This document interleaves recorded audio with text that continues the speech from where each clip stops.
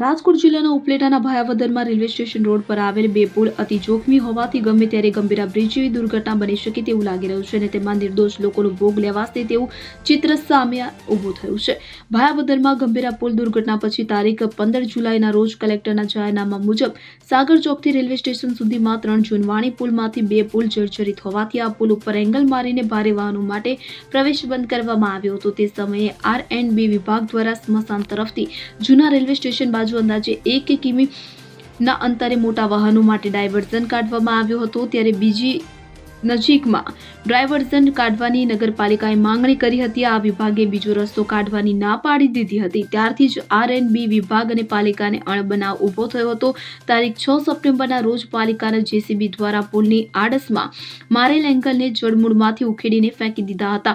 ત્યારે ફરી તારીખ 8 સપ્ટેમ્બરના રોજ R&B વિભાગે એંગલ મારવાની કામગીરી હાથ ધરી હતી। આથી પાલિકાની ફજેતી થઈ રહી છે તેવું લાગતા સત્તાધીશોએ સંસદ સભ્ય અને ધારાસભ્યને રજૂઆત કરી એંગલ મારવાની કામગીરી રોકાવી હતી। બીજો રસ્તો કાઢીને બંને પુલને બંધ કરવાની સૂચના આપવામાં આવી હતી। ત્યારબાદ R&B વિભાગે 53 દિવસ પહેલા રૂપાવટી નદીમાંથી બીજો ડાયવર્ઝન કાઢવાની કામગીરી શરૂ કરી હતી, પણ આજ દિવસ સુધી તેનું કામ ખોરંભે ચડી ગયું હોવાથી બંને પુલો એંગલ વગર સાવ ખુલ્લા હોવાથી ગમે ત્યારે મોટી દુર્ઘટના બનવાની સંભાવના વધી રહી છે। તેથી લોકોએ માંગણી કરી છે કે તાત્કાલિક આ જોખમી પુલોનું નિરાકરણ આવે તો સારું, નહીતર તો ગમે ત્યારે મોટી દુર્ઘટના બની શકે તેમ લાગી રહ્યું છે। જ્યારે આ રસ્તો હાલ બંધ કરવાથી ટ્રક ડ્રાઈવરમાં પણ આક્રોશ જોવા મળ્યો હતો, કારણ કે ડાયવર્ઝનમાં મસ્ત મોટા ખાડાઓ હોવાથી ટ્રક અને ભારે વાહનોને ખૂબ જ નુકસાની ભોગવવાનો વારો આવી રહ્યો છે।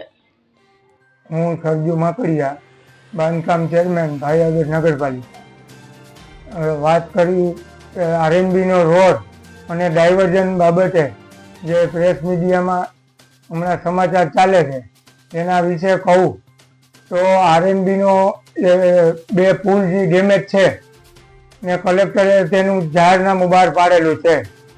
લોકોને તકલીફ ના પડે એટલે ધારાસભ્યથી તથા સંસદ સભ્યશ્રીને રજૂઆત કરી ડાયવર્ઝન અમે મંજૂર કરાવેલ હતું। કોઈ કારણોસર કામ બંધ થઈ ગયેલ, ફરી પાછું અમે ધારાસભ્યને રજૂઆત કરેલ છે અને સમાચાર મળ્યા છે કે 1-2 દિવસમાં ડાયવર્ઝનનું કામ પાછું ચાલુ થઈ જશે અને લોકોને, ખેડૂતોને હાલાકી ના પડે।